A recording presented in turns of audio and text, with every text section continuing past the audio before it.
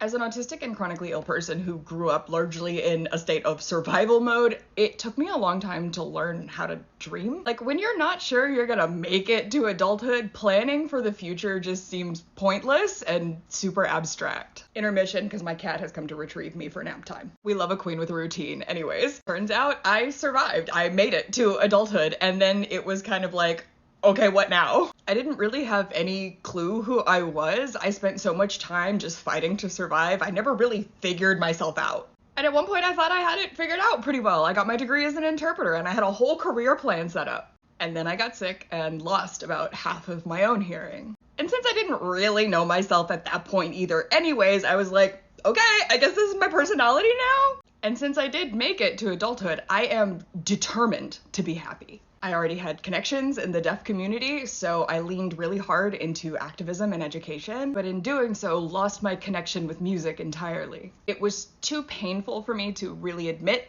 what I lost, so I just buried it. But that's not really sustainable, and over time, it started to weigh on me more and more. And I realized that in my attempt to retain pride in who I was, I accidentally gave in to my own preconceived notions of what deaf people can and can't do. But there are tons of deaf people who have become musicians, and there are tons of musicians that have lost their hearing. So, fast forward a little bit, I started a band. And at first I had all the usual aspirations: fame, fortune, huge venues. But the more I learned about the music industry and the more I learned about myself, I realized that that is not what I want. So I dug deep, and with a finally finished picture of who I actually am, created the new dream. Turns out it has 3 parts. The first is to live my life authentically as an artist. It is simply not sustainable for me to try to jam myself into a corporate box to fund my art. The second is to create and perform my art on my own terms. I don't want to be beholden to a label's timeline or opinions about the topics I should and shouldn't speak out about.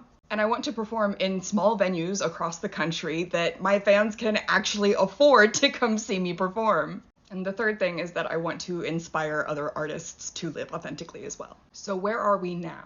I'm currently a music teacher, and that knocks out points 1 and 3 right off the bat. The second one, the touring, is still a work in progress. But I have all the time in the world. I no longer feel like there's a countdown clock to my survival.